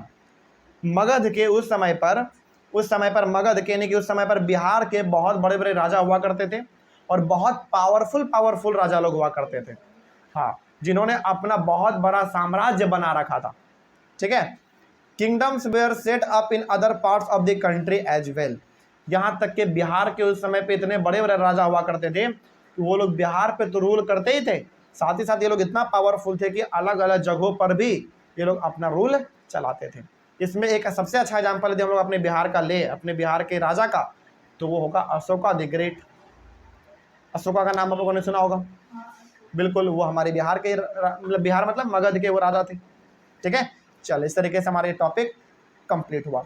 तो इस टॉपिक में ना आपको ये साफ साफ समझ में आ गया होगा कि पहले के लोग ज़्यादातर प्रीफर करते थे कि नदी के बगल में रहा जाए, चाहे वो नदी गंगा हो सकता है ना, इंदस हो सकता है, फिर से नर्मदा हो सकती है, बिल्कुल। तो ज़्यादातर लोग कहाँ पसंद करते थे रहना? नदी के किनारे, नदी के बगल में। चलिए अगला टॉपिक है हमारा reasons for the movement of people. इसको हम लोग करेंगे अपने अगले क्लास में। Thank you very much. Next topic discuss करेंगे reasons for the movement of people. इस टॉपिक में हम लोग ये जानेंगे कि पहले के लोग जो है ना मूव बहुत ज़्यादा किया करते थे, मतलब पहले ज़माने के लोग इधर से उधर जाते रहते थे, लेकिन क्यों जाते थे इसके पीछे का हम लोग रीजन समझने वाले हैं। तो people moved from place to place for various reasons. बहुत सारे कारण हैं जिसके वजह से लोग इधर से उधर मूव किया करते थे। पहला है, इसमें समझिएगा ध्यान से, बहुत इंपॉर्टेंट है ये, people moved in search of food. पहला रीजन जो है लोगों के मूव करने का वो है फूड, यानी कि पहले के ज़माने के लोग इधर से उधर मूव क्या करते थे अपने पेट को भरने के लिए, ताकि उनको जंगलों में कुछ फल मिल जाए, सब्जी मिल जाए, है ना, मतलब कुछ ऐसा मिल जाए जिनको खा के वो अपना पेट भर सके। ठीक है, तो इस चीज़ के लिए वो लोग लगातार मूव करते रहते थे, एक जंगल से दूसरे जंगल या फिर एक जगह से दूसरे जगह। तो पहला रीजन मूव करने का क्या था? फूड, है ना, भोजन की तलाश में ये लोग हमेशा मूव करते रहते थे। People moved in case of natural disasters like floods, droughts and famines. कई बार लोग मूव करते थे नेचुरल डिजास्टर के वजह से, मतलब कि प्रकृति में कुछ ऐसा हो गया जिसके वजह से लोगों को मूव करना पड़ गया, जैसे बाढ़ आ गया तो लोगों को मूव करना पड़ता था, है ना। यदि आप मूव नहीं करेंगे तो ऑब्वियस सी बात है बाढ़ में आप बह जाएंगे और आपका जान चला जा सकता है। तो बाढ़ के वजह से, ड्राउट का मतलब हो गया किसी जगह का पूरा पानी ही खत्म हो गया, पूरा सूखा पड़ गया वहाँ पे, तो लोग इसके वजह से भी मूव करते थे। क्या ऑब्वियस सी बात है, क्या आप वैसी जगह पर रहना चाहेंगे जहाँ पे पानी ही खत्म हो चुका हो? बिल्कुल भी नहीं, है ना। तो जहाँ पे पानी खत्म हो जाता था वहाँ पे भी लोग मूव करते रहते थे लगातार, जहाँ पे पानी खत्म हुआ उस जगह को छोड़ देते थे लोग। उसके बाद है फेमिन्स। फेमिन्स का मतलब है जहाँ पे अनाज ही खत्म हो जाता था, भुखमरी जैसा सिचुएशन जहाँ पे आ जाता था, वहाँ से भी लोग मूव कर जाते थे। ओवरऑल कहने का मतलब हुआ कि लोग नेचुरल डिजास्टर के वजह से भी मूव करते रहते थे, जैसे बाढ़ आ गया उसके वजह से मूव कर गए, सूखा पड़ गया उसके वजह से भी मूव कर गए, या फिर अनाज ही खत्म हो गया तो उसके वजह से भी लोग मूव करते रहते थे। उसके बाद है religious leaders moved to spread their teachings. और हर धर्म के अंदर जो बहुत बड़े बड़े ज्ञानी लोग होते हैं उसको हम लोग कहते हैं रिलीजियस लीडर्स। हर धर्म में, जैसे हिंदू, मुस्लिम, सिख, ईसाई, जैन, बौद्ध, ये अलग अलग धर्म है, रिलीजन है। हाँ, इसमें अलग अलग प्रकार के लोग रहते हैं जिनको अपने अपने धर्म का बहुत अच्छा खासा नॉलेज होता है। तो ये लोग भी मूव करते रहते थे ताकि अपने ज्ञान को बता सके लोगों को, है ना। जैसे साधु संत क्या होते हैं, इधर से उधर मूव करते रहते हैं। क्यों मूव करते रहते हैं, क्यों इधर से उधर जाते रहते हैं वो? ताकि अपना जो ज्ञान है वो लोगों को दे सके, है ना। तो लोग ज्ञान देने के लिए भी मूव करते रहते थे। उसके बाद traders moved to sell their goods to far off places. Traders का मतलब वो लोग जो सामान को खरीदते हैं कम दाम में और बेचते हैं महंगे दाम में, ज़्यादा दाम में। ये लोग क्यों मूव करते थे? ताकि अपने सामानों को बेच सके। तो ट्रेडर्स मूव करते थे अपने सामानों को बेचने के लिए, रिलीजियस लीडर मूव करते थे अपने ज्ञान को बढ़ा देने के लिए लोगों को। आगे बढ़ते हैं, kings send their armies to conquer land. और आर्मी यानी कि जो राजा का जो आर्मी होता था वो क्यों मूव करता था? ताकि दूसरे जगह पे कब्जा किया जा सके, है ना। तो हर आदमी अपने अपने फायदे के लिए मूव करता था। तो जैसे यहाँ पे राजा का जो आर्मी है वो मूव करता था अलग अलग जगहों पर रूल करने के लिए, कब्जा करने के लिए। People travel to discover new lands. और जो आम आदमी है, जो पीपल है, जो आम आदमी है, वो मूव करता था दूसरे जगह को जानने के लिए, है ना, दूसरे जगह पे जाने के लिए, घूमने के लिए कि आखिर वहाँ पे नया ऐसा क्या है तो आम आदमी भी मूव करते रहते थे दूसरे जगह को जानने के लिए। These movement helped in the exchange of ideas and mixing of people and cultures। चल एक बार बताइए, ये हम आप लोगों से बड़ा एक आम सा सवाल पूछ रहे हैं, वो ये कि जब लोग इधर से उधर मूव करते हैं तो क्या उसका आइडिया एक्सचेंज नहीं होता है? बिल्कुल होता है। कहने का मतलब यदि कोई आदमी अमेरिका से इंडिया आएगा, यदि कोई आदमी अमेरिका से इंडिया आएगा तो उसके आइडिया को हम लोग लेंगे, या फिर हमारे इंडिया का कोई आदमी यदि अमेरिका जाएगा तो हमारा आइडिया वो लेगा, है कि नहीं? तो जब आदमी इधर से उधर मूव करता है तो नॉलेज का, आइडियाज़ का मिक्सिंग होता है, शेयरिंग होता है, और सबसे बड़ी बात कल्चर का भी, रीति रिवाज का भी शेयरिंग होता है। जैसे हमारे इंडिया में ना एक पर्व है, हालांकि बहुत सारे पर्व हैं, लेकिन एक बड़ा फेमस पर्व है होली। होली सबसे भयंकर होली जो मनाया जाता है, बड़ा अच्छा, वो यूपी में मनाया जाता है, मथुरा में, है ना। तो मथुरा में जो होली मनाया जाता है वहाँ पे विदेश के लोग भी आते हैं होली खेलने के लिए। तो बताओ, वो लोग आए, होली खेले, इसका मतलब क्या है? इसका मतलब है कि उनको हमारा कल्चर पसंद आ गया, तभी तो होली खेल रहे हैं ना।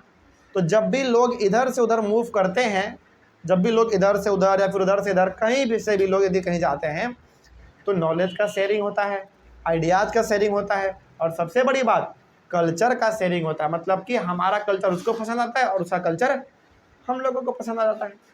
तो यहाँ पे 5-6 कारण हैं लोगों के मूव करने का। पहला कारण था फूड के तलाश में, दूसरा कारण था नेचुरल डिजास्टर की वजह से लोग मूव करते थे, तीसरा कारण था ज्ञान को फैलाने के लिए, चौथा कारण था चौथा कारण था अपने सामानों को बेचने के लिए भी लोग मूव करते थे, और पांचवा कारण था अपने दूसरे जगह को कब्जा करने के लिए भी लोग मूव करते थे। और खास करके कौन? आर्मी का, राजा का आर्मी अलग अलग जगह पे मूव करते रहते थे, ठीक है ना। उसके बाद है और क्यों मूव करते थे लोग? ताकि अलग अलग जगह को वो लोग जान सके, परख सके। ये 5-6 ऐसे रीजन है जिसकी वजह से लोग ज़्यादातर मूव किया करते थे इधर से उधर। चलिए, टॉपिक हमारा खत्म हुआ। अगला टॉपिक है नेम्स ऑफ द लैंड। ये बड़ा इंपॉर्टेंट टॉपिक है, इसको समझिएगा अच्छी तरीके से। इसमें आपको पता चलेगा कि आखिर इंडिया का नाम इंडिया क्यों पड़ा, ठीक है ना। ध्यान रखिएगा इस बात का। 2 words we often use for our country are India and Bharat. हम लोग अपने कंट्री के लिए 2 वर्ड बड़ा इस्तेमाल करते हैं। पहला हम लोग अपने देश के लिए क्या वर्ड इस्तेमाल करते हैं? इंडिया, और दूसरा भारत, है ना। ये 2 ऐसे वर्ड है जो कि हम लोग ज़्यादा इस्तेमाल करते हैं अपने कंट्री को पुकारने के लिए। तो अब हम लोग जानेंगे कि आखिर हम लोग अपने कंट्री को इंडिया क्यों बोलते हैं। समझिए ध्यान से। The word India comes from the Indus. India जो है ये किस वर्ड से मिला है? इंडस वर्ड से मिला है, ध्यान रखिएगा। यानी कि हमारे कंट्री का जो नाम है वो इंडिया है। इसका नाम इंडिया क्यों पड़ा? इंडस की वजह से। और इंडस आपको पता है क्या है? एक नदी का नाम है। तो यदि आपसे कभी कोई पूछे कि इंडिया का जो नाम है वो किस नदी के नाम पे रखा गया है? इंडस रिवर के नाम पे इंडिया का नाम रखा गया है, ध्यान रहेगा ये बात। तो वही यहाँ पे लिखा हुआ है पहला पॉइंट कि the word India comes from the Indus. तो इंडिया जो नाम है ये इंडस से आया है, कॉल्ड सिंधु इन संस्कृत, और संस्कृत में हम लोग इंडस को सिंधु बोलते हैं, ध्यान रहेगा ये बात। पहला बात ये ध्यान रखिएगा कि इंडिया को जो नाम मिला है इंडिया, ये इंडस से मिला है ना। और इसी इंडस को संस्कृत में क्या बोलते हैं हम लोग? सिंधु बोलते हैं, ठीक है ना। ध्यान रखेंगे इस बात का।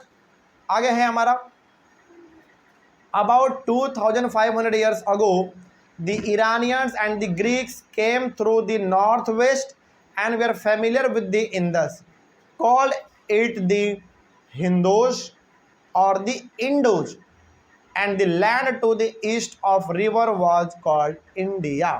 अब देखिए, आज से लगभग 2500 साल पहले का बात कर रहा है, यानी कि आज से 2500 years ago, बहुत पहले का बात है, यानी कि लगभग 2500 साल पहले हमारे कंट्री में ईरान के लोग और ग्रीस देश के लोग आते थे। ध्यान रखिएगा इस बात को, ध्यान से सुनिए पहले है क्या ये।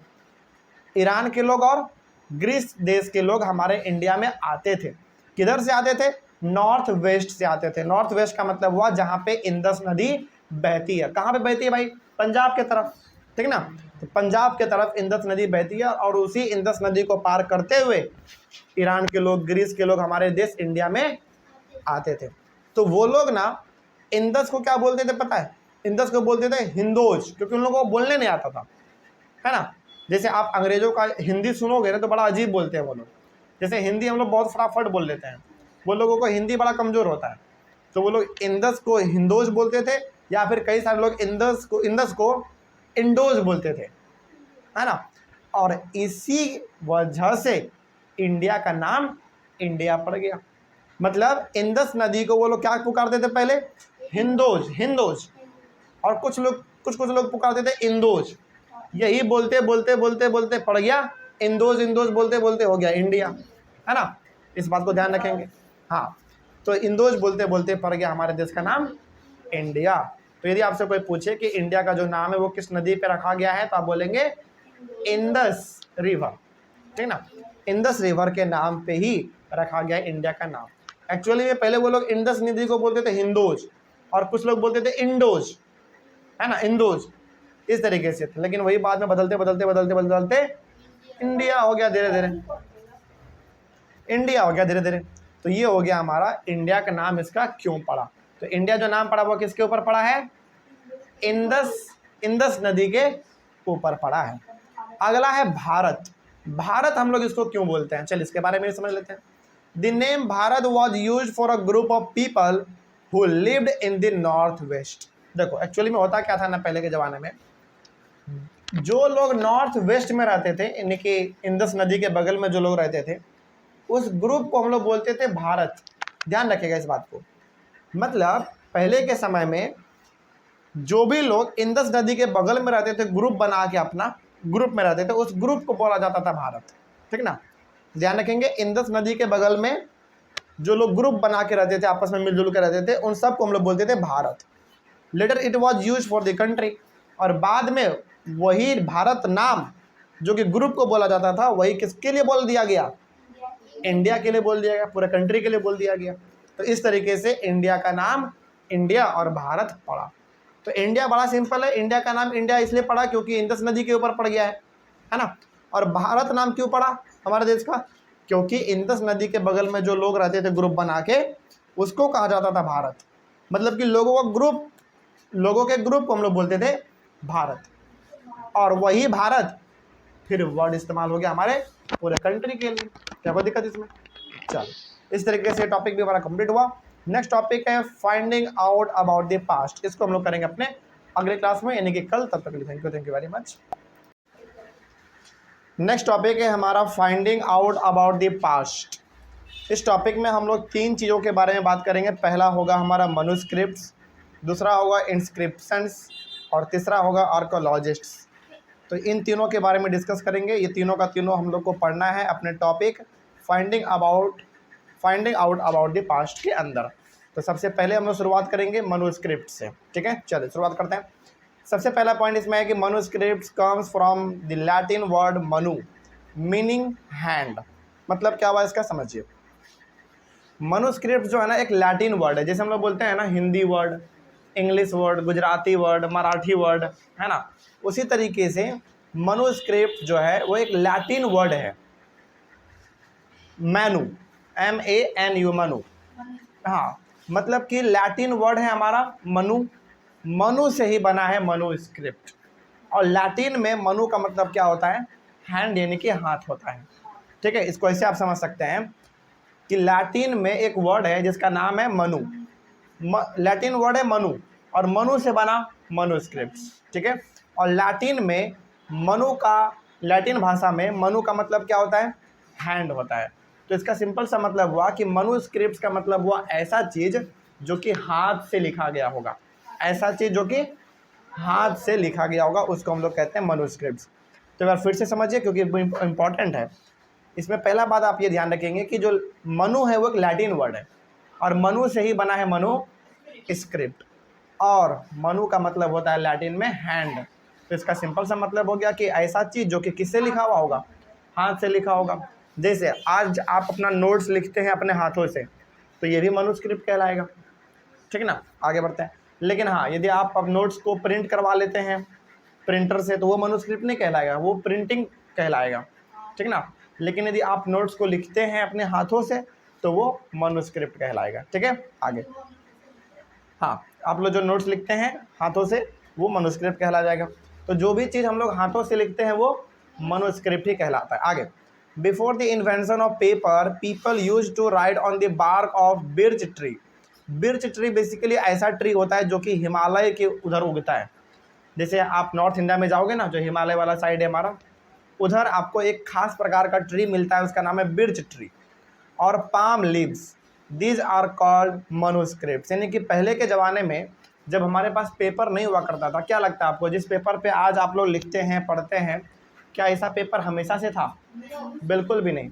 तो जब हमारे पास पेपर नहीं हुआ करता था तो हमारे लोग क्या करते थे, पाम लीव्स। और पाम लीव्स का मतलब हो गया, एक पाम पेड़ होता है, उसका पत्ता थोड़ा बड़ा होता है और थोड़ा मोटा होता है। हाँ, उसके ऊपर लोग लिखा करते थे पहले।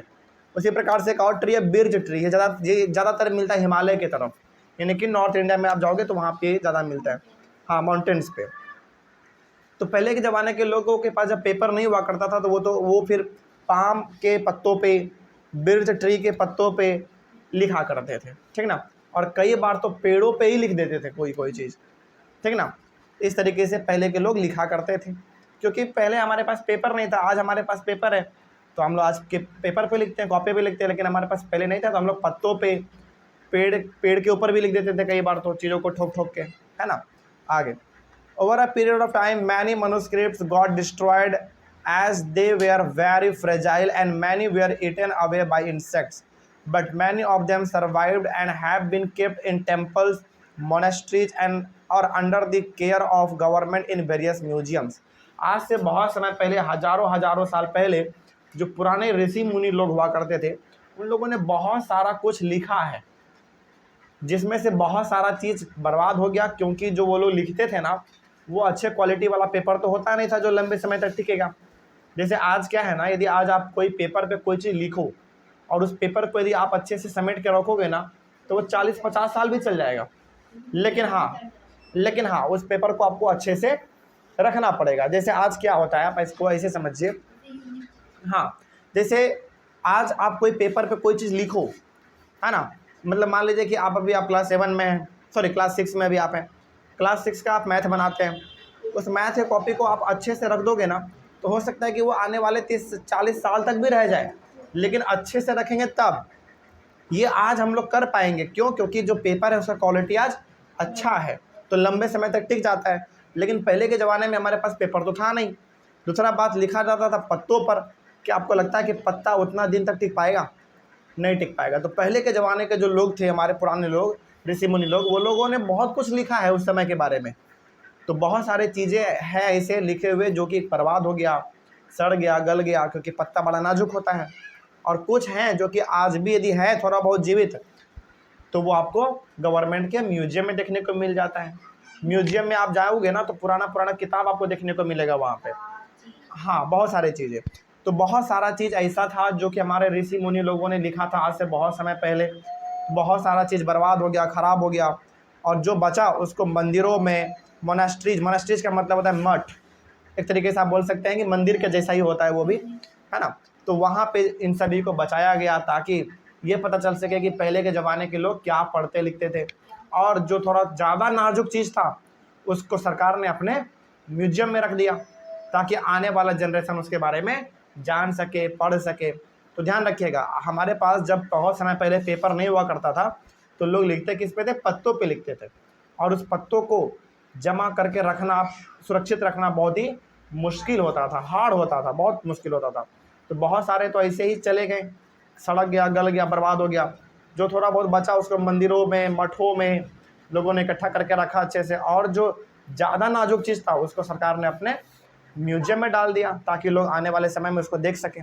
आगे उसके बाद है, these books dealt with all kinds of subjects like religious beliefs and practices, the lives of kings, medicine and science। पहले ज़माने के लोगों को ना नॉलेज भी बहुत अच्छा होता था। जैसे आज हम लोगों को क्या चीज़ के बारे में पता है? आज हम लोगों को डॉक्टरी के बारे में पता है, यानी कि किस बीमारी के लिए कौन सा दवाई लगेगा ये हमको पता है आज। हाँ, बिल्कुल। मैथ कैसे पढ़ना है, हिंदी कैसे पढ़ना है, इंग्लिश कैसे पढ़ना है, ये हम लोगों को आज पता है। इसी प्रकार का चीज़ें भी उस समय के ज़माने में भी लिखा जाता था, जैसे रिलीजियस बिलीफ्स एंड प्रैक्टिस, मतलब कि हर धर्म का अपना क्या क्या रूल है, हर धर्म में किस प्रकार से देवी देवताओं का पूजा करना है, कैसे भजन कीर्तन करना है, ये सब भी उनमें लिखा हुआ होता था। इसके साथ ही साथ राजा के जीवन के बारे में लिखा रहता था, दवाइयों मेडिसिन यानी कि दवाई के बारे में लिखा रहता था, साइंस के बारे में भी लिखा रहता था। सोचो आज से हजारों हजार साल पहले ये सब चीज़ होता था और वहाँ पे इनको लिखा जाता था। ये आज हम लोगों को कैसे पता कि ये सब चीज़ पहले होता था?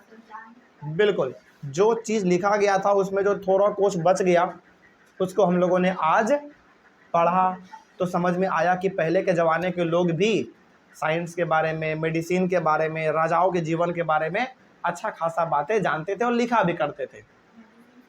बिल्कुल, मेडिसिन के बारे में भी जानते थे वो लोग, ठीक ना।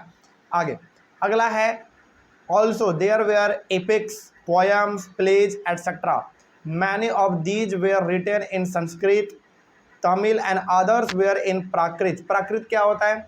Languages use by ordinary people. देखो उस समय के टाइम पे बहुत सारे इपिक, इपिक मतलब हो गया एक तरीके से पिक्चर, कविता, जैसे यहाँ पे एपिक है, पोयम है, प्लेज है, कविता, कहानी, पिक्चर, ये सब भी बनाया जाता था, लेकिन हर कुछ पत्तों पे ही होता था। पहले पेपर हमारे पास नहीं हुआ करता था। हाँ, उस समय पे ज़्यादातर जो चीज़ें लिखे जाते थे वो संस्कृत भाषा में, तमिल भाषा में और प्राकृत। प्राकृत का मतलब होता है अपना आम भाषा, है ना, नॉर्मल भाषा। जैसे हम लोग अपने इंडिया का बात करें तो इंडिया में ज़्यादातर लोग हिंदी बोलते हैं, है कि नहीं? हाँ, ज़्यादातर लोग हिंदी बोलते हैं, लेकिन इंसान अपने बोलचाल के लिए घर में अलग भाषा भी तो इस्तेमाल करते हैं कि नहीं? उसी को हम लोग कहते हैं प्राकृत। प्राकृत का मतलब होता है ऐसा भाषा जो कि आप अपने घरों में बोलचाल के लिए इस्तेमाल करते हैं, है ना। इसको तो पहले के ज़माने में ओवरऑल आप ये समझ पा रहे होंगे, पहले के ज़माने में लोग पत्तों पर लिखा करते थे और पत्तों पे वो पिक्चर ही बनाते थे, कविता भी लिखते थे, कहानी भी लिखते थे, नाटक भी लिखते थे, गाना भी लिखते थे, हर कुछ वो लोग पत्तों पे ही लिखा करते थे। पहला संस्कृत लैंग्वेज में, दूसरा तमिल लैंग्वेज में और तीसरा प्राकृत में। मतलब कि इंसान को जिस भाषा में जो चीज़ समझ में आता था उसी भाषा में वो लोग लिखा करते थे। इससे होता क्या है ना कि हर आदमी चीज़ों को समझ पाता है। जैसे मान लीजिए सपोज करो किसी इंसान को हिंदी पता है, इंग्लिश उसको पता ही नहीं है, तो इंग्लिश में लिख के आप क्या करोगे?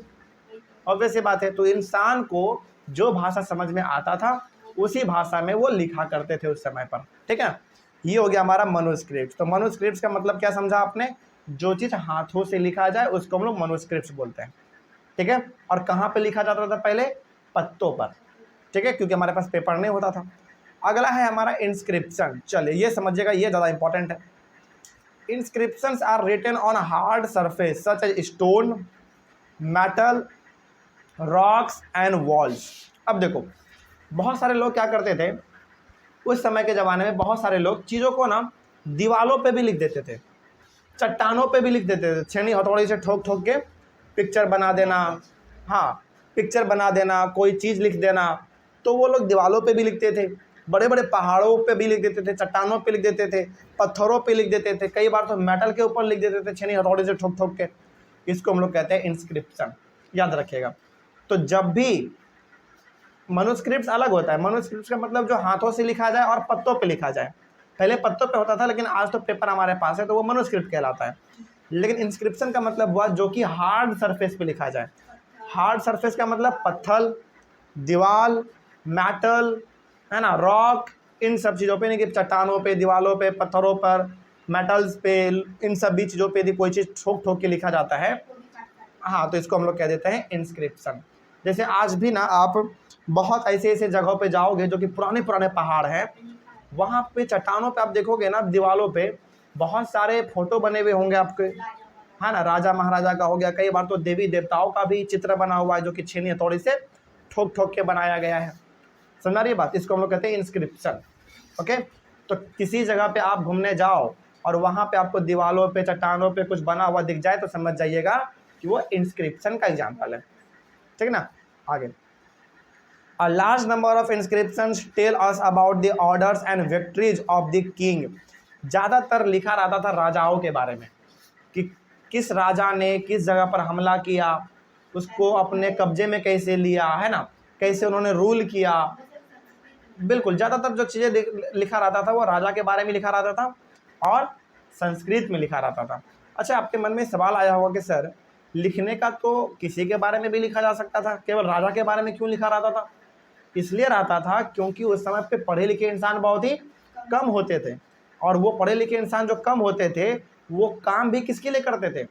राजा के लिए ही करते थे। कोई ऑब्वियस सी बात है, क्या लगता है आपको कि जो इंसान पढ़ा लिखा है वो गरीब आदमी के लिए लिखेगा? बिल्कुल भी नहीं। यदि गरीब आदमी के लिए लिखेगा तो उसको क्या मिलेगा? कुछ नहीं मिलेगा। लेकिन जो पढ़ा लिखा इंसान है, यदि वो राजा के लिए काम करेगा, राजा के बारे में अच्छा अच्छा बात लिखेगा दीवालों पे, ताकि आने वाला जनरेशन उसको याद रख सके, तो हो सकता है राजा का मन करेगा तो उसको गिफ्ट में हाथी दे देगा, गिफ्ट में सोना दे देगा, चांदी दे देगा, हो सकता है कि गिफ्ट में उसको ज़मीन भी दे दे। तो कोई भी आदमी पढ़ा लिखा उस समय पे ज़्यादातर किसके लिए काम करना चाहता था?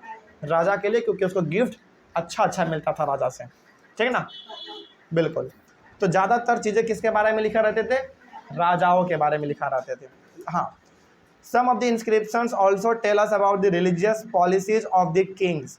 यहाँ तक कि ये भी लिखा रहता था कि राजा किन किन चीज़ों को फॉलो करता है, यानी कि राजा किस तरीके का जीवन जीता है, राजा पूजा पाठ कैसे करता है ना, राजा सजा कैसे सुनाता है, मतलब ए टू जेड चीज़ राजा के बारे में लिखा रहता था दीवालों पे, चट्टानों पे, वही छेनी हथौड़ी से ठोक ठोक के लिखा रहता था, ठीक ना?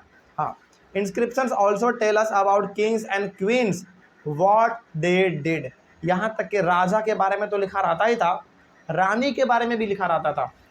कई सारे जगहों पर तो रानी का फोटो बना रहता था छेनी हथौड़ी से ठोक ठोक के बन। ऐसा राजा और रानी क्यों करते थे पता है? ताकि आने वाला जनरेशन याद रख सके कि हमारे राज्य का राजा ये था और रानी ये थी। वो दिखता कैसा था, उनका फोटो वगैरह। जैसे आज भी आपको एग्जांपल यदि मैं दूं तो बहुत सारे इंडिया में ऐसे जगह हैं जो कि पुराने पुराने पहाड़ हैं। राजगीर उसमें से हमारा एक है जो कि बिहार में है। हमारे बिहार में एक बहुत ही खूबसूरत जगह है राजगीर। राजगीर कभी आपको जाने का मौका मिलेगा ना, तो वहाँ पे आप देखेंगे जो पुराने पहाड़ है, वहाँ पे ना कुछ आपको ऐसा ज़रूर दिख जाएगा जो कि बहुत समय का पुराना का वो है, बहुत समय पुराना है, और वहाँ पे छेनी थोड़ी से ठोक ठोक के चीज़ों को लिखा गया है, बनाया गया है। तो ऐसा राजा इसलिए करवाते थे ताकि आने वाले समय में राजा के बारे में लोग जाने, है ना, पता लगाए कि आखिर राजा क्या करते हैं क्या नहीं करते थे। तो पूरा का पूरा राजा के बारे में पूरा लिखा रहता था, राजा क्या करते हैं, राजा क्या नहीं करते हैं, राजा कैसे सजा सुनाते हैं, राजा कैसे जीते हैं, सब कुछ ए टू जेड राजा के बारे में लिखा रहता था, ठीक ना? आगे बढ़ते हैं। एग्जाम्पल के तौर पे हम लोग बात करें, Kings often kept records of victories in battle. ज़्यादातर राजा ना क्या लिखवाता था पता है? कि किस तरीके से हमने किस जगह पर हमला किया, किस तरीके से उसको हमने अपने कब्जे में लिया, ये सब चीज़ राजा अपने बारे में ज़्यादा लिखवाता था, ताकि लोगों को ना राजा के महानता के बारे में पता चले। ऐसा लोगों को लगे कि अरे बाप रे, हमारा राजा कितना महान आदमी है ना? हाँ, हर जगह राजा का वाह वाह हो, इस तरीके, इसी के लिए राजा लिखवाता था। तो मनुस्क्रिप्ट्स का मतलब क्या समझा आप लोगों ने? मनुस्क्रिप्ट्स का मतलब हुआ जो कि हाथों से लिखा जाए, या तो पेपर पर या फिर पत्तों पर। आज पेपर पे लिखा जाता है, लेकिन पहले पत्तों पे लिखा जाता था, तो ये हो गया मनुस्क्रिप्ट्स। इंस्क्रिप्शन का मतलब हुआ जो कि हार्ड सरफेस पे लिखा जाता है, यानी कि हाँ, दीवार पे, चट्टानों पे, पत्थरों पे, मेटल्स पे, ये हो गया हमारा इंस्क्रिप्शन। और इंस्क्रिप्शन ज़्यादातर कौन लिखवाता था? राजा लिखवाता था, ठीक ना? चलिए आगे बढ़ते हैं।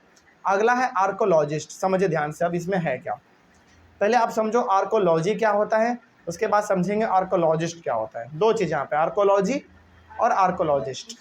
आर्कोलॉजी क्या होता है? देखो, archaeology is the study of remains of the past. देखो, यदि आप पुराने ज़माने के जो चीज़ें हैं उसको ज़मीन खोद के निकालते हैं और उसके बारे में यदि आप स्टडी करते हैं, तो इसको हम लोग कहते हैं आर्कोलॉजी। जैसे मान लीजिए, सपोज करिए कि आपने ज़मीन खोदा और ज़मीन के नीचे ना आपको एक जानवर का हड्डी मिल गया, बड़ा विचित्र प्रकार का जानवर का हड्डी आपको मिल गया है।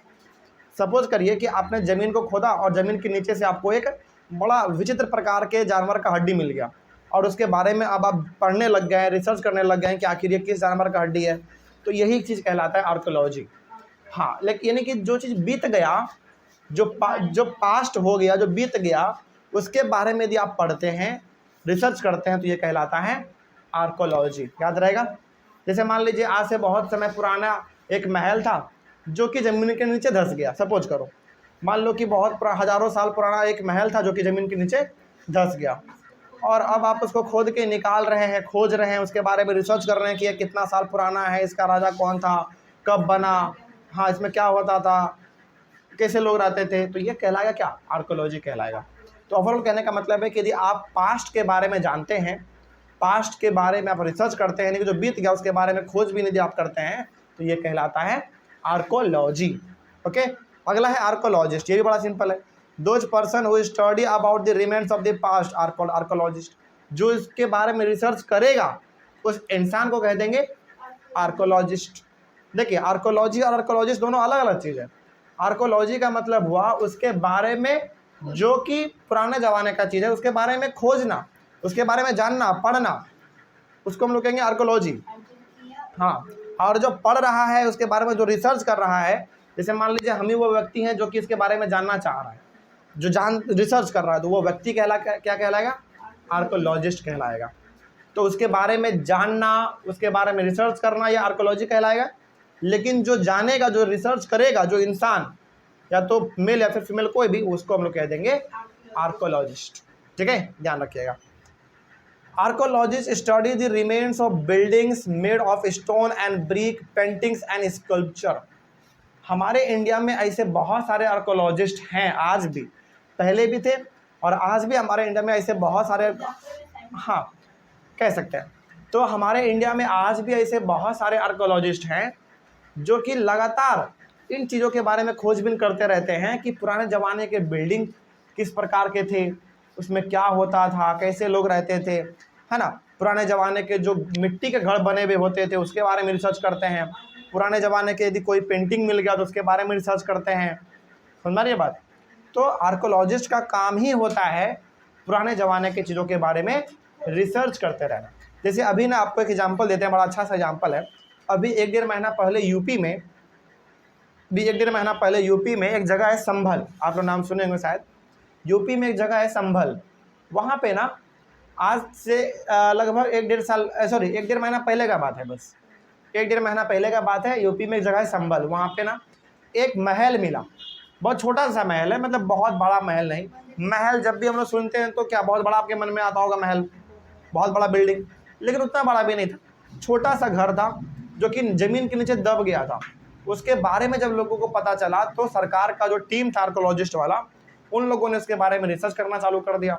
उन्होंने क्यों किया? क्योंकि उनको ही अच्छा उसके बारे में नॉलेज है, उनका ही वो काम है। हम लोग जाके बस क्या देख सकते हैं कि ये महल किससे बना होगा, है ना। बिल्कुल सही बात है। तो आर्कोलॉजिस्ट का टीम आया वहाँ पे सरकार का, उन्होंने पूरा का पूरा रिसर्च किया और उन्होंने बताया कि ये महल कितने साल पुराने हैं, किस इसमें कौन कौन रहते होंगे, क्या क्या काम इसमें होते होंगे। तो आर्कोलॉजिस्ट का काम ही है पुराने बिल्डिंग्स, पुराने पेंटिंग्स या फिर पुराना जो भी चीज़ है उसके बारे में उसको रिसर्च करना उसका काम है। आगे, दे एक्सप्लोर एंड एक्सकवेट। एक्सकवेट का मतलब होता है ज़मीन को खोदना और रिसर्च करना, सिंपल सा बात है।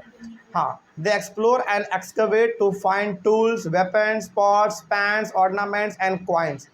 कई सारे जगहों पर हमारे आर्कोलॉजिस्ट लोगों ने जब ज़मीन को खोदा है ना, तो वहाँ से उनको कई बार टूल्स मिले हैं, अलग अलग औजार मिला है, हथियार मिला है। हथियार का मतलब गोली बंदूक मत समझिएगा। पुराने ज़माने के, हाँ पुराने ज़माने में हथियार हमारा क्या होता था? कुल्हाड़ी, है ना, पत्थर का बना हुआ भाला, इस प्रकार की चीज़ें भी हमारे आर्कोलॉजिस्ट लोगों को मिला है। पॉट्स मिला है, घड़ा जिसमें पानी अनाज वगैरह रखा जाता था। पैन यानी कि कढ़ाई मिला है जिस पे लोग खाना बनाते होंगे। ऑर्नामेंट्स यानी कि थोड़ा बहुत गहना भी मिला है।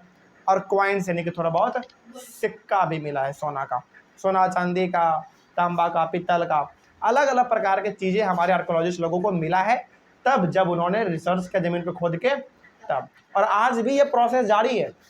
क्या लगता है आपको कि इंडिया के सारे जगहों को रिसर्च कर लिया गया है? बिल्कुल भी नहीं। आज भी ऐसे बहुत सारे जगह बचे हैं जिसमें रिसर्च अभी तक हुआ ही नहीं है, होना बाकी है। ठीक ना, आगे बढ़ते हैं। Some of these objects may be made of stone, others of bone, baked clay और मेटल। तो उन लोगों ने ये चीज़ देखा कि जब वो लोगों ने रिसर्च किया तो उनको क्या मिला? वेपन्स मिला, टूल्स मिला, पॉट्स, पैंट्स, ये सब मिला। तो उनको एक बात साफ पता चला कि इनमें से ज़्यादातर जो चीज़ें हैं वो या तो पत्थर से बने हुए हैं या फिर जानवरों के हड्डियों से बना हुआ है। मतलब ज़्यादातर जो टूल्स वेपन्स वगैरह मिले हैं हमारे आर्कोलॉजिस्ट लोगों को रिसर्च करने के दौरान, ज़्यादातर टूल्स जो है ना या तो वो पत्थर के बने हुए थे या फिर जानवर के हड्डियों का बना हुआ था। हाँ बिल्कुल, नुकीला होता जानवर का हड्डी। तो उन सब का इस्तेमाल पहले के ज़माने के लोग करते थे जानवरों का शिकार वगैरह करने के लिए और अपने आप को बचाने के लिए।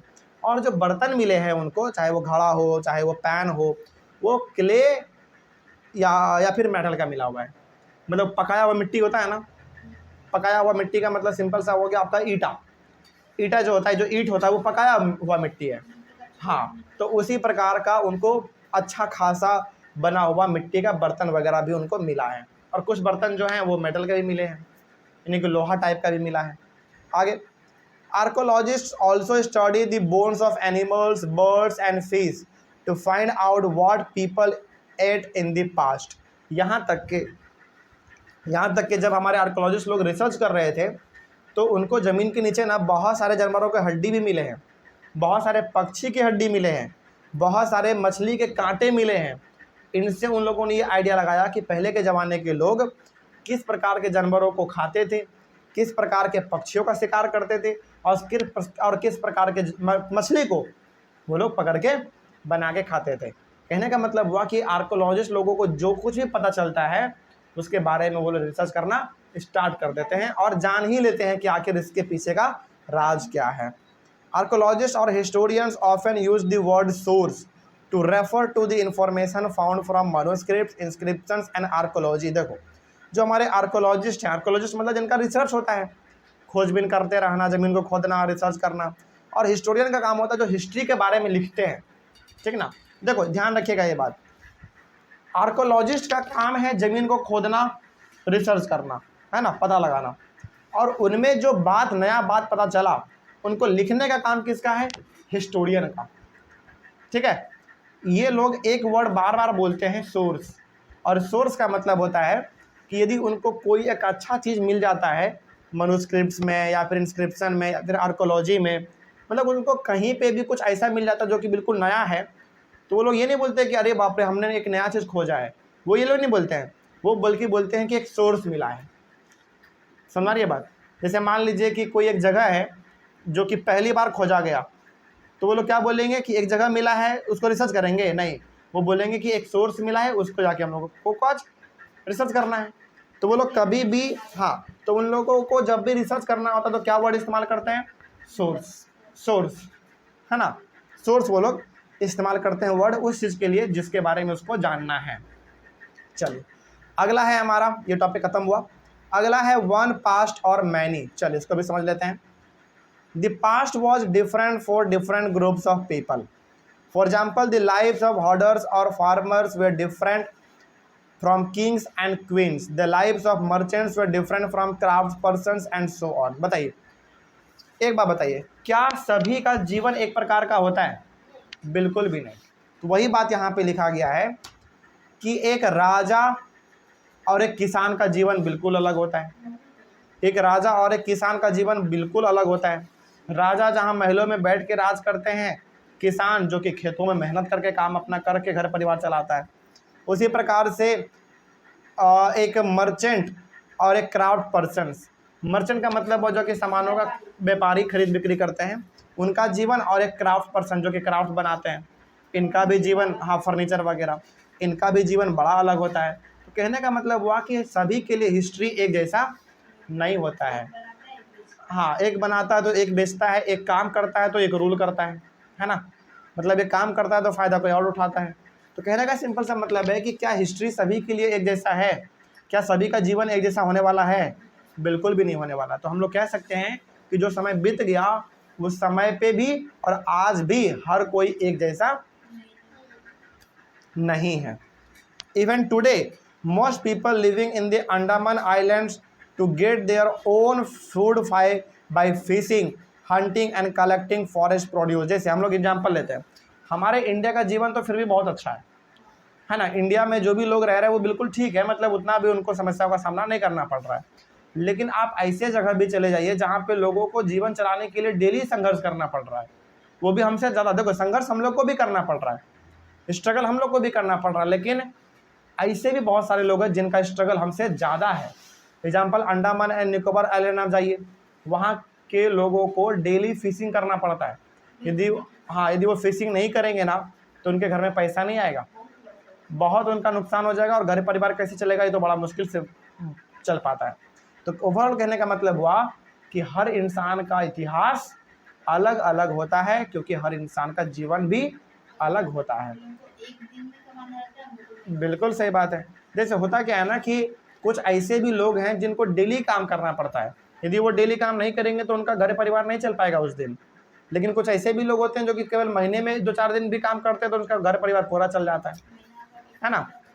तो ओवरऑल कहने का मतलब है कि हर इंसान का जीवन अलग होता है, और हर इंसान का जीवन अलग है तो हर इंसान का हिस्ट्री भी क्या होगा, अलग अलग होगा। ठीक है, आगे उसके बाद है सम इम्पॉर्टेंट डेट्स, और इसमें जो सम इम्पॉर्टेंट डेट्स है इसमें कुछ ऐसे डेट्स हैं जो कि हम लोग अंदर ही पढ़ चुके हैं, तो यहाँ पे बस आपके सामने एक बार दिखाया गया है कि आप इसको याद रख सकते हैं।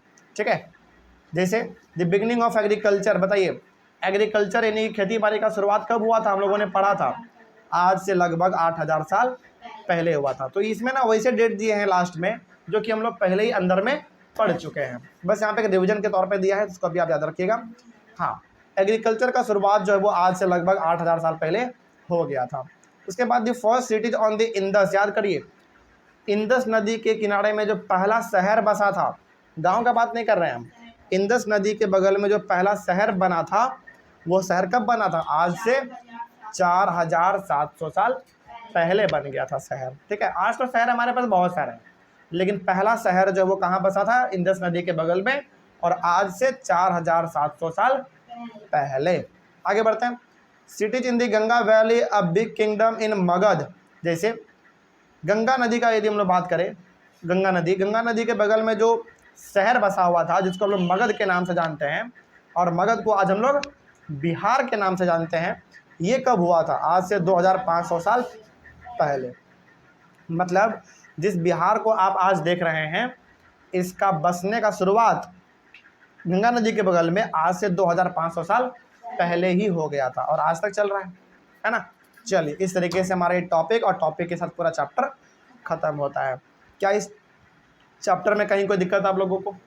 यदि दिक्कत नहीं है तो हम लोग इस चैप्टर को यहीं पे ख़त्म करेंगे और मिलेंगे हम लोग अपने अगले चैप्टर में एक नए शुरुआत के साथ और एक नए चैप्टर के साथ। तब तक के लिए thank you very much and have a nice day.